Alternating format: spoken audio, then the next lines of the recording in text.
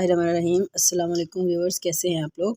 मुझे उम्मीद है कि सब लोग खैरियत से होंगे और मेरी दुआ है कि अल्लाह पाक आप सब लोगों को ऐसे ही खुश रखे और आबाद रखे।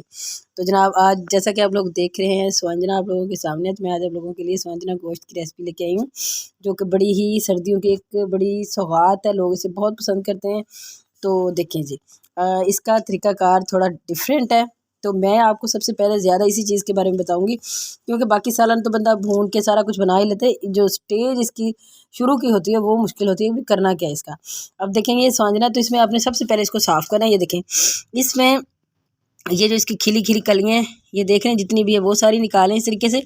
ये छोटे छोटे तिनके हैं तहरी में, तो देख ये छोटे छोटे तिनके इस टाइप के, ये भी सारे निकालें। इसको साइड पे करते जाएं। अच्छा, इसको साफ़ आपने ऐसे ही करना है जैसे हम दाल साफ़ करते हैं, ठीक है। यूँ करते जाएं, निकालते जाएं, ठीक है। और इसको वो जिस तरह हम दाल के लिए थोड़ा छंडकते हैं वो भी कर सकते हैं। मतलब मकसद सिर्फ ये है कि आपने इसको अच्छे तरीके से साफ़ करना है। मैं दिखाती हूँ इसको साफ़ करके भी कैसा साफ़ होता होगा। देखें, स्वांजना हमारा बिल्कुल बेहतरीन साफ़ हो चुका है। आपको महसूस हो रहा होगा कितना साफ़ है। और ये देखें, ये आपको नज़दीक से दिखा देती हूँ कि ये इस टाइप की चीज़ें इसमें से निकलेंगे। ये इसके तिनके शिनके हो गए, ये इसके जो हैं कलियाँ इसकी, ये नीचे से थोड़ा थोड़ा हर चीज़ इतनी तकरीबन ये निकली, ठीक है। अब ये बिल्कुल साफ़ है। पानी मैंने बॉयल कर लिया है, तो मैं आपको दिखाती हूँ। मैं इसमें डाल देती हूँ। पानी देखिए बॉयल हो रहा है। मैं इस उबलते हुए पानी में इसको ये सारा मैंने डाला, इसको ढक दूँगी। ये इसका पानी जो है बिल्कुल वो हो गया है सब्ज़ सब्ज़ सा। इसका तकरीबन 5-6 मिनट तक मैंने इसको बॉयल किया है। यही प्रोसेस आपने 3 दफ़ा करना है और फिर इसको छान लेना। मैं इसको छान लूँगी, दोबारा इतना ही पानी डालूँगी, फिर छानूँगी, दोबारा इतना पानी डालूँगी, फिर छानूँगी, ताकि इसकी जितनी कड़तन है वो निकल जाए। उसके बाद फिर मैं इसको अच्छे तरीके से निचोड़ लूँगी, किसी मलमल के कपड़े में निचोड़ के फिर मैं आपको दिखाती हूँ। अब देखिए, मैंने कुकर में जो है घी जो है ना 1 कप गर्म कर लिए और मैं इसमें घी यूज़ कर रही हूँ। तो और ये मेरे पास है गरम मसाले के थोड़े बड़े आइटम जो होते हैं। इसमें दालचीनी है, काली मिर्च है, लौंग है। तो इसको हम थोड़ा सा बस हल्का सा इसको हमने कड़कड़ाना है। इसके साथ ही हम जो इसमें मैं अब हमारे पास है 1/2 kg बड़े का गोश्त, वो इसमें डाल देती हूँ। अब हमने इसको भूनना है और मैं देखें ये आधे चम्मच से कम है मेरे पास नमक, मैं इसमें डाल रही हूँ ताकि हमारी जो गोश्त की बोटियाँ इसके अंदर तक ये नमक का जायका, उसका टेस्ट, फ्लेवर चले जाए। और साथ ही मेरे पास है लहसुन अदरक का पेस्ट तकरीबन 1.5 चम्मच, तो ये भी मैं साथ इसमें डाल देती हूँ ताकि इसकी खुशबू भी इसके अंदर जाए और ये इसका कच्चापन जो है वो घी के अंदर अच्छे तरीके से ख़त्म हो जाए, ठीक है। इन सारी चीज़ों को हमने भूनना है तकरीबन 5 से 10 मिनट के लिए। उससे ये है कि जो गोश्त है उसका पानी खुश्क हो जाएगा और वो अच्छा सा उसका कलर भी आ जाएगा। अब देखें, इसको 10 मिनट हो गए भूनते हुए। पानी इसका काफ़ी जो गोश्त का कुदरती पानी इसके अंदर होता है वो खुश्क हो चुका है और आपको अंदाज़ा हो रहा होगा जो हमारा गोश्त है उसके कलर से भी, ठीक है। अब हम इसमें डालते हैं अपने मसाले। अब देखें ज़रा, ये मेरे पास है 1 चम्मच नमक है, 1 चम्मच ही सुरख मिर्च है, 1 चम्मच से थोड़ा कम है ये, क्योंकि मैंने नमक पहले भी डाला है। आधा चम्मच हमारे पास है हल्दी और ये है मेरे पास खुश्क धनिया, ये थोड़ा सा वो है दालचीनी का टुकड़ा। अब इन सारी चीज़ों को मैं डाल देती हूँ। हल्का सा हम इसको भूनते हैं ताकि मिर्चों का खास करते हैं। इसमें सिर्फ मिर्चें ही ऐसी हैं जिनका हमने कच्चापन दूर करना है। बाकी मिर्च इसमें सब्ज़ भी डाली है, इसलिए मैंने सिर्फ 1 चम्मच ही इसमें डाला है। और ये मिर्च जो है वो काफ़ी तेज़ है, इसलिए आप ख्याल करें इस चीज़ का भी। इसको हमें थोड़ा सा भून के, तो अब मैं इसमें डाल रही हूँ। ये देखें, मेरे पास है तकरीबन 3 दरमियाने प्याज, ये सारे इसमें डाल देंगे। अब हमें इन चीज़ों को भूनना है आपस में सब कुछ।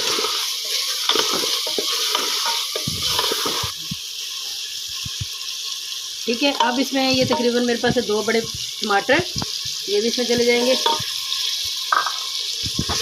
हमारी भुनाई अच्छी से हो चुकी है।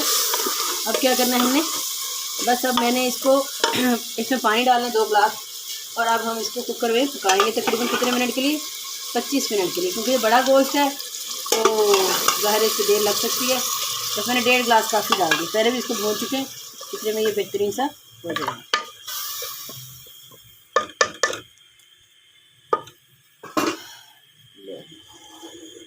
ये मैंने जो स्वांजना था इसको अच्छे तरीके से मैंने 3 दफ़ा वो बॉयल किया। जब तीसरी दफ़ा बॉयल करने के बाद मैंने इसके ऊपर पानी डाल के अच्छे तरीके से इसको धोया और फिर इसको मैंने कपड़े में मलमल के कपड़े में अच्छे तरीके से निचोड़ने के बाद भी देखें आप लोगों को हाथों का उंगलियों के निशान भी नज़र आ रहे होंगे कि मैंने कितनी ज़ोर से इसको दबाया ताकि इसका पानी निकल जाए। बिल्कुल ये देखें फर्स्ट क्लास मलीदा बन चुका है, ये जितना हमें चाहिए था बेहतरीन ये गल भी चुके हैं और फर्स्ट क्लास बन चुके हैं। अब ये हमारा काम इसका रेडी हो चुका है, ठीक है। अब ये देखें नीचे ये है, मैंने कुकर में आपको सारी चीज़ें बताई थी। तकरीबन गोश्त हमारा जो है वो बेहतरीन तरीके से गल चुका है। मैं आपको दिखा देती हूँ।